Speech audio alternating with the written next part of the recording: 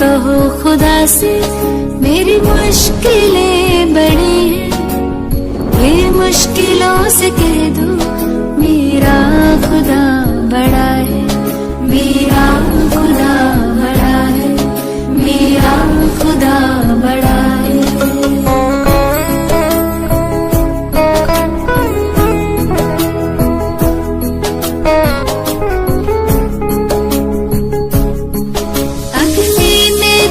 के सोना है और भी निखरता, अग्नि में तप के सोना है और भी निखरता, दुर्गम को पार करके हिमालय कोई चढ़ाए, लाएगी रंग मेहनत आखिर तुम्हारी एक दिन, लाएगी रंग मेहनत आखिर तुम्हारी एक दिन, होगा विशाल तिरुवन वो बीज जो पड़ा है। ये मत कहो खुदा से मेरी मुश्किलें बड़ी हैं, ये मुश्किलों से कह दो मेरा खुदा बड़ा है, मेरा खुदा बड़ा है, मेरा खुदा बड़ा है।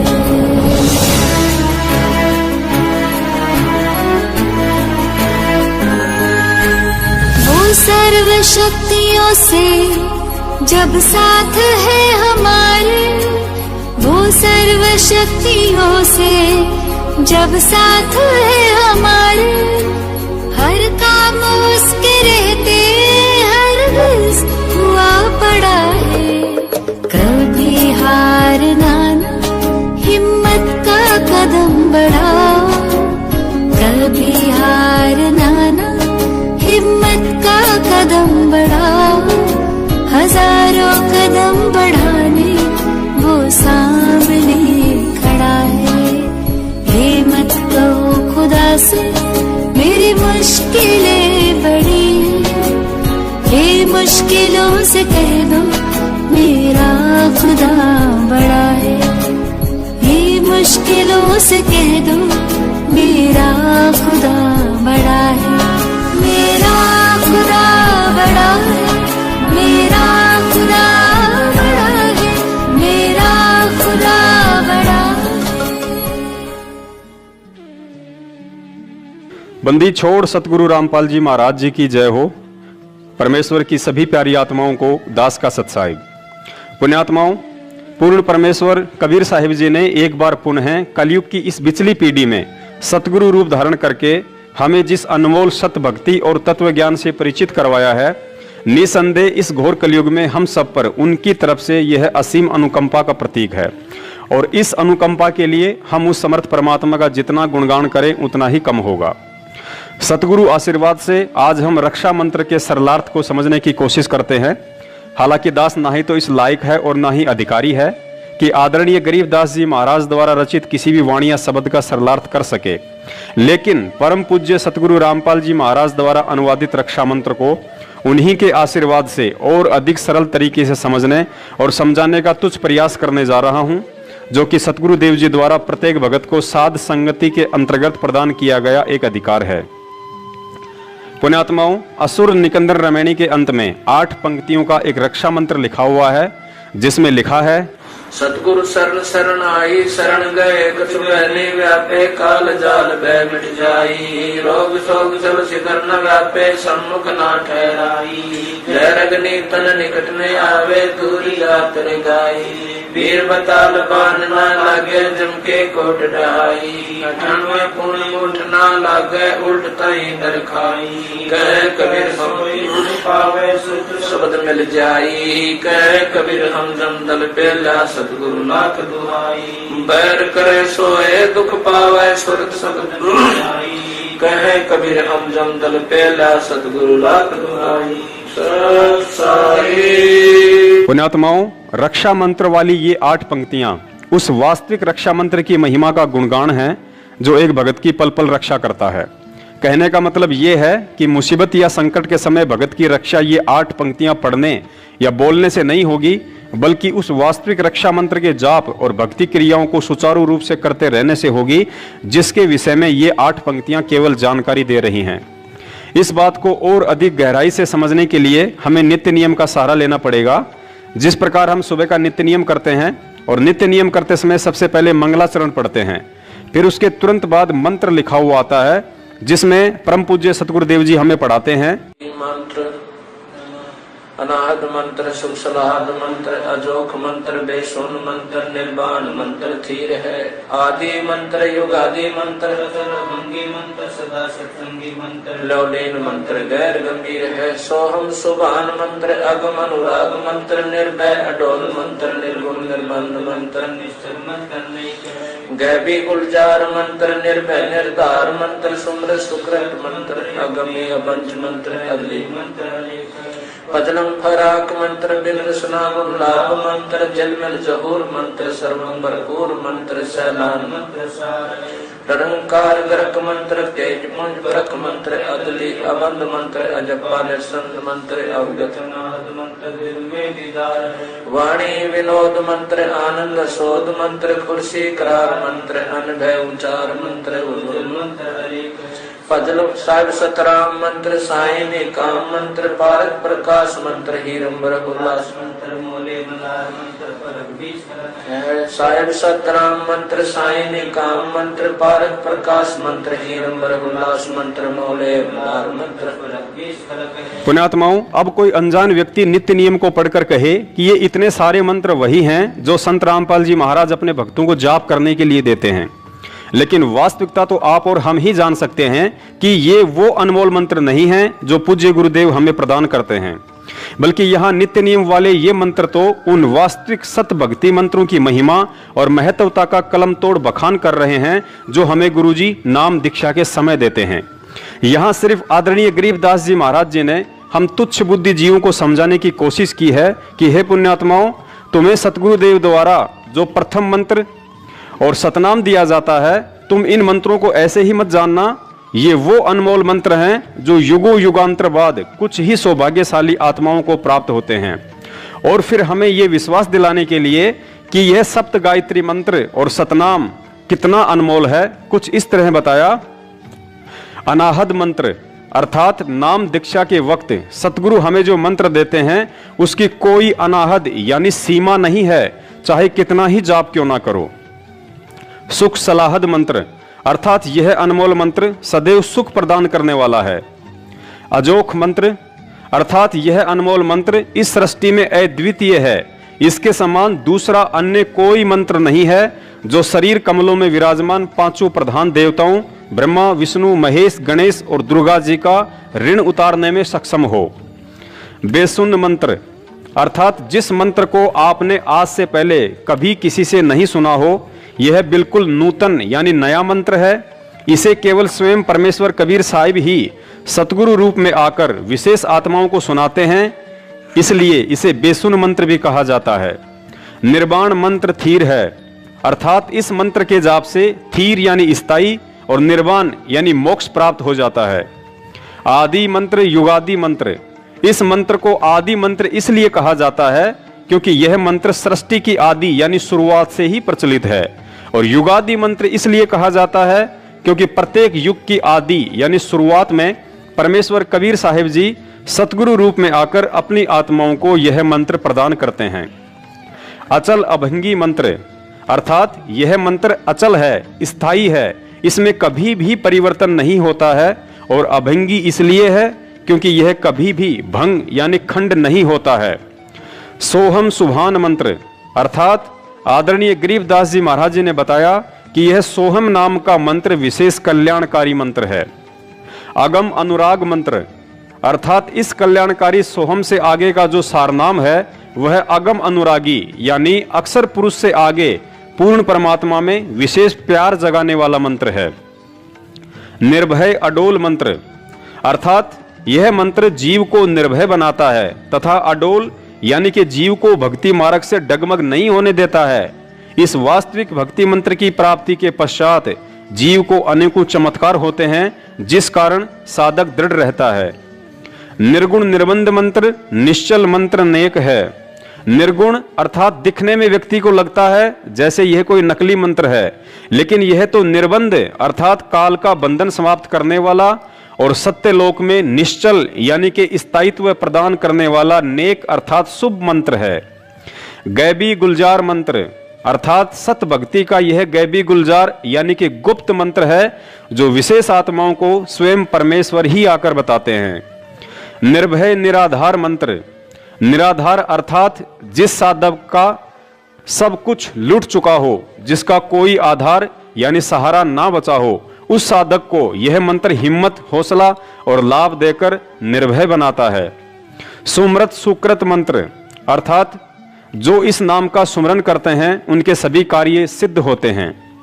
अग्नि अबंध मंत्र अर्थात जो इस मंत्र का जाप करते हैं वे अग्नि अर्थात गम रहित होकर मुक्त हो जाते हैं। अदली मंत्र अलेख है। अदली अर्थात यह न्यायकारी मंत्र है जो पूर्ण परमेश्वर द्वारा न्याय करके अर्थात दूध और पानी को छानकर यानी निर्णय करके दिया गया मंत्र है। और अलेख का मतलब है कि यह मंत्र चारों वेदों में ना होकर केवल परमेश्वर के तत्व ज्ञान में ही है, अतः प्रचलित चारों वेदों में कहीं भी इसका लेख ना होने के कारण इसे अलेख मंत्र भी कहा गया है। फजलम फराक मंत्र अर्थात पूर्ण परमात्मा कबीर साहिब जी द्वारा दिया गया यह मंत्र साधक को परमात्मा के फजल अर्थात रहम के काबिल बनाता है। और फराक यानी कि इस मंत्र के जाप से साधक का परमात्मा से अटूट प्रेम हो जाता है। बिन रसना गुणलाप मंत्र अर्थात इस सतनाम मंत्र का बिना जिव्या हिलाए जाप करना होता है, अर्थात यह मंत्र श्वास श्वास के माध्यम से साधक को परमात्मा के गुणों की याद दिलाता है। झिलमिल जहूर मंत्र अर्थात यह मंत्र साधक को परमात्मा का वह झिलमिल करता हुआ प्रकाश में लोक प्राप्त करवाता है जिसमें झिलमिल झिलमिल रोशनी का जहूर अर्थात नजारा है। सर्वंग भरपूर मंत्र अर्थात यह मंत्र उस सर्वंग परमात्मा की याद दिलाता है जिसकी शक्ति सृष्टि के कण कण में व्याप्त है। सैलान मंत्र सार है अर्थात जो साधना परमेश्वर कबीर साहिब जी ने बताई है उस साधना के मंत्र सर्व सुखदायक व वास्तविक हैं।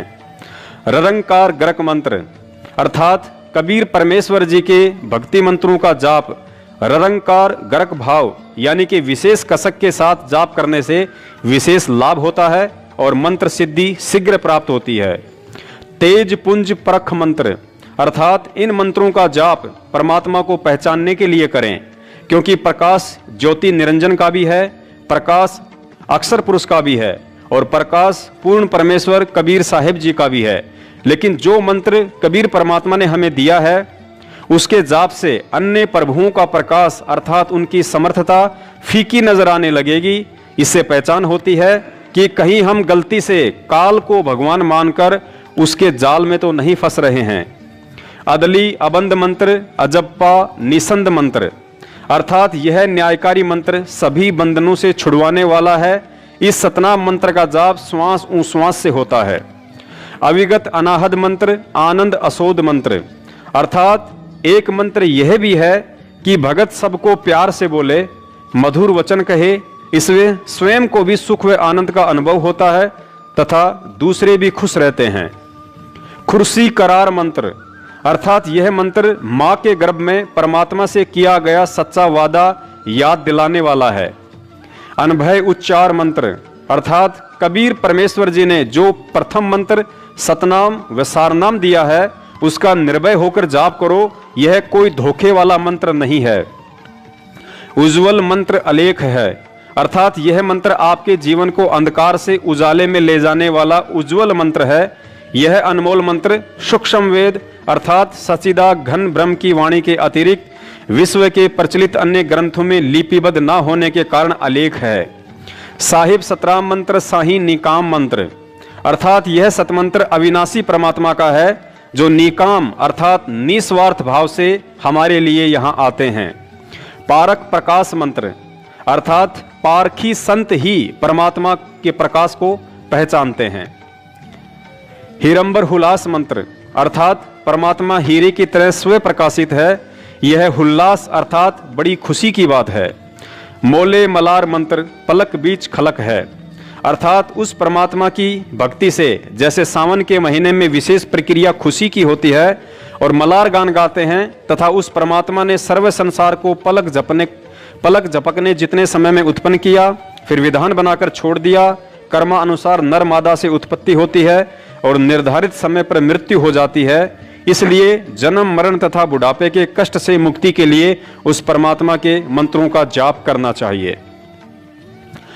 तो पुण्यात्माओं, अब आप जी को भली बाती समझ में आ गया होगा कि जिस तरह नित्य नियम में मंगलाचरण के बाद उपरोक्त लिखे हुए मंत्र वास्तविक भक्ति साधना के मंत्र ना होकर सतगुरुदेव जी द्वारा नाम दीक्षा के समय दिए जाने वाले मंत्रों की यथार्थ जानकारी और उनकी महिमा का गुणगान है, ठीक उसी तरह असुर निकंदन रमणी के अंत में लिखी रक्षा मंत्र वाली ये 8 पंक्तियां भी मुसीबत के समय में जाप करने का कोई मंत्र नहीं, बल्कि गुरुजी द्वारा बताया गया रक्षा कवच अर्थात प्रथम मंत्र, सतनाम, सारनाम, 5 यज्ञ और 3 समय की आरती की तरफ एक इशारा है कि सच्चे सतगुरु से नाम प्राप्त होने के बाद यदि हम मर्यादित होकर भक्ति करेंगे तो वह परमात्मा हर संकट से भगत की रक्षा करता है, जैसे कि इस रक्षा मंत्र में लिखा हुआ है।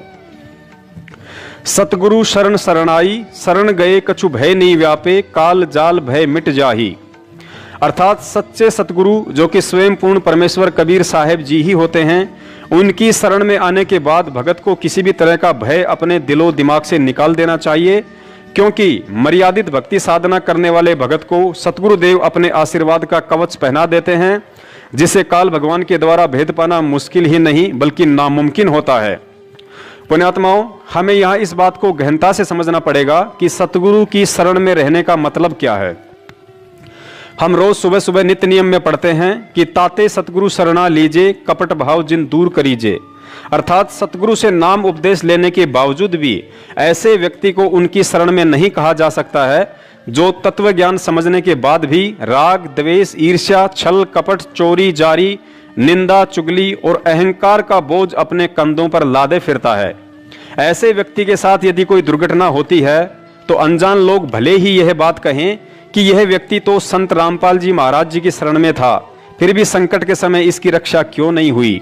लेकिन इस बात का निर्णय तो तत्व ज्ञान और परमेश्वर की मर्यादा ही करेंगी कि वह व्यक्ति संत रामपाल जी महाराज का शिष्य होने के बावजूद भी उनकी शरण में था या नहीं। आगे लिखा है, रोग शोग छल छिद्र न व्यापे, सन्मुख न ठहराई। अर्थात सतगुरु की शरण प्राप्त भगत या भक्तमती को कोई भी ला इलाज रोग पीड़ा नहीं दे पाएगा। भगत को कोई भी ऐसा दुख नहीं आ सकता जो उसके भक्ति मार्ग में बाधा बन जाए। हालांकि यहाँ पर पवित्र गीता जी के अध्याय नंबर 18 के श्लोक नंबर 38 को भी नहीं भूलना चाहिए, जिसमें परमात्मा का विधान है कि भगत का शुरुआती जीवन दुखमय होता है और अंत सुखमय, लेकिन वे कष्ट शारीरिक नहीं बल्कि सामाजिक होंगे और उन कष्टों का सामना करते वक्त भगत में उल्टी दृढ़ता और भगवान पर अधिक विश्वास पैदा होता है। उदाहरण के लिए जैसे आपके परिवार, रिश्तेदार और समाज द्वारा आपका बहिष्कार करना, क्योंकि तत्व ज्ञान युक्त शास्त्र अनुकूल भक्ति आपको सांसारिक और परंपरागत लोक वेद पर आधारित क्रियाओं और भक्ति से अलग करती है, जो उन लोगों को रास नहीं आएगा तथा काल प्रेरणा से साधक का विरोध शुरू हो जाता है।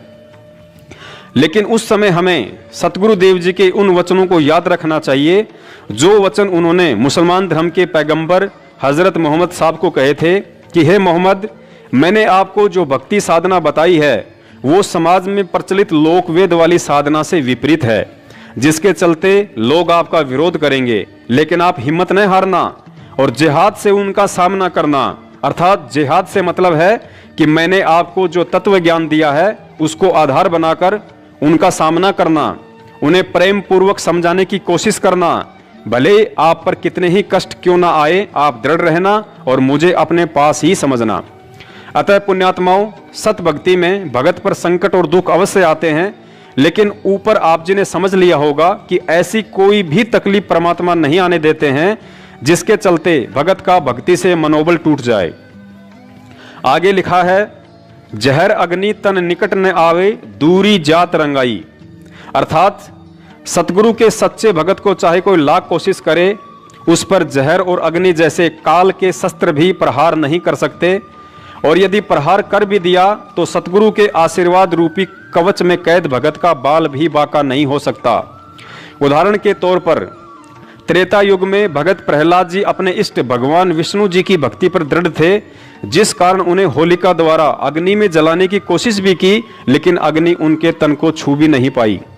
सतगुरु ने दूसरा उदाहरण मीराबाई का दिया। मीराबाई भी अपने इष्ट श्री कृष्ण जी की भक्ति पर दृढ़ थी। इस बात से रुष्ट होकर जब उसके देवर ने हाथ में तलवार लेकर मीराबाई को जहर पीने के लिए बाध्य किया तो मीराबाई अपने प्रभु का नाम लेकर विष का प्याला पी गई और बाल भी बाका नहीं हुआ। पुण्यात्माओं, यहाँ एक बात हम भक्तों के लिए विशेष ध्यान देने योग्य है। जिस समय प्रहलाद भगत की अग्नि से और मीराबाई की जहर पीने से रक्षा हुई, उस समय वे दोनों आत्माएं ना ही तो किसी सतगुरु की शरण में थी और ना ही परमात्मा से सतनाम प्राप्त था, लेकिन इसके बावजूद भी उनके प्रारब्ध के भक्ति कर्म आधार पर और अपने इष्ट देव पर अटूट विश्वास के चलते पूर्ण परमेश्वर कबीर साहिब जी ने उन आत्माओं की रक्षा की, ना कि भगवान विष्णु या श्री कृष्ण जी ने की थी। फिर आप और हम तो सीधे तौर पर आज पूर्ण परमेश्वर की शरण में हैं। ये बात अलग है कि आज वह परमात्मा सतगुरु रामपाल जी महाराज जी के रूप में हमारे साथ है और उनका वास्तविक सतनाम भी हमें प्राप्त है। ऐसे में यदि हम उनकी शरण में हैं, अर्थात उनके द्वारा बख्शीश सत भक्ति को मर्यादा में रहकर कर रहे हैं, तो निश्चित तौर पर जहर और अग्नि जैसे काल के शस्त्र भी भगत को हानि नहीं पहुंचा सकते। और इसी विश्वास के आधार पर दास ने 16 मार्च 2020 को कोरोना वायरस को लेकर जो वीडियो बनाया था और मोदी जी से अपील की थी कि अगर मुझे 1000 कोरोना वायरस से संक्रमित लोगों के बीच भी रखा जाए तो वह परमात्मा कोरोना से मुझे किसी भी तरह की हानि नहीं होने देगा, क्योंकि कोरोना संक्रमण एक रोग है जिसके विषय में रक्षा मंत्र में स्पष्ट लिखा गया है कि रोग शोग छल छिद्र न व्यापे सन्मुख न ठहराई। रक्षा मंत्र में आगे लिखा है, वीर बेताल बाण ना लागे यम के कोट डहाई, 98 पुण्य मूठ ना लागे उल्ट ताही दरखाई। अर्थात गुरुजी ने बताया कि सत भक्ति करने वाले भक्तों के ऊपर वीर और बेताल नाम के इन दो काल एजेंट का भी किसी तरह का दाव नहीं लग सकता, जो कि सूक्ष्म रूप में काल प्रेरणा से भक्तिहीन प्राणियों को कष्ट देते हैं। इसके अलावा गुरुजी ने बताया कि 98 प्रकार के जंत्र मंत्र होते हैं जिनके द्वारा भक्तिहीन प्राणियों को दुखी किया जाता है। अगर मेरे भगत के ऊपर उन जंत्र मंत्रों का प्रयोग भी किया गया तो वह दाव उल्टा उसी व्यक्ति को दुखदाई होगा और भगत की रक्षा होगी। आगे लिखा है, बैर करे सो ही दुख पावे, सुरती शब्द मिल जाही, कहें कबीर हम जमदम पेल्या, सतगुरु लाख दुहाई। अंत में सतगुरुदेव जी ने बताया, यदि मेरे भगत से कोई राग द्वेष या ईर्ष्या भाव रखेगा तो वह स्वयं ही दुखी रहेगा और मेरे भगत की भक्ति बढ़ेगी। शब्द में सुरती अर्थात नाम मंत्र में भगत का और अधिक विश्वास बढ़ेगा। कबीर साहिब जी कहते हैं कि मेरे नाम के आगे यमदूतों के दल डरकर भाग खड़े होते हैं। इस बात को मैं सतगुरु की दुहाई देकर कहता हूं। और पुण्यात्माओं, इसके अलावा वैसे भी सतगुरुदेव जी ने हमें समझाया कि मुसीबत के समय आपने यदि प्रथम मंत्र मिला हुआ है तो उसका जाप, सतनाम मिला हुआ है तो सतनाम का, और सारनाम मिला हुआ है तो उसी का जाप करना है, ना कि अन्य कोई तरीका अपनाना है। अतः स्पष्ट है कि असुर निकंदन रमेणी वाला रक्षा मंत्र किसी मुसीबत के समय जाप करने का नहीं है और ना ही वास्तविक मंत्रों को छोड़कर उसे पढ़ने से भगत की रक्षा हो पाएगी। तो पुण्यात्माओं, परम पूज्य सतगुरु रामपाल जी महाराज जी के आशीर्वाद से आज हमने बहुत ही सरल तरीके से रक्षा मंत्र तथा नाम दीक्षा मंत्रों की महिमा और महत्वता के विषय में विशेष जानकारी हासिल की। किसी भी तरह की शाब्दिक या आर्थिक त्रुटि के लिए दास सतगुरुदेव जी से क्षमा प्रार्थी है। दास का अगला वीडियो आगामी 8 सितंबर 2020 को आने वाले सतगुरु प्रगट दिवस को लेकर होगा। पुण्यात्माओं, दास अपने सतगुरुदेव जी के अलावा इस सृष्टि में अन्य किसी भी शक्ति या व्यक्ति से नहीं डरता है, क्योंकि मेरे ऊपर उनके आशीर्वाद और तत्व ज्ञान की विशेष दया है। दया आप सब पर भी है, लेकिन भक्ति में सारा दारमदार विश्वास पर टिका होता है।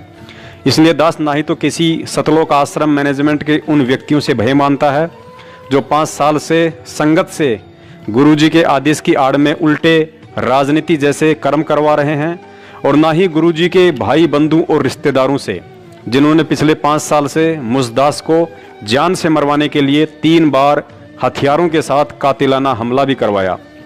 लेकिन दास को ना ही तो मौत का भय है और ना ही जीने की खुशी, और यही वजह है कि सतगुरु को अपना शीश सौंप देने के कारण ही वे पल पल दास के साथ साईं की तरह रहते हैं।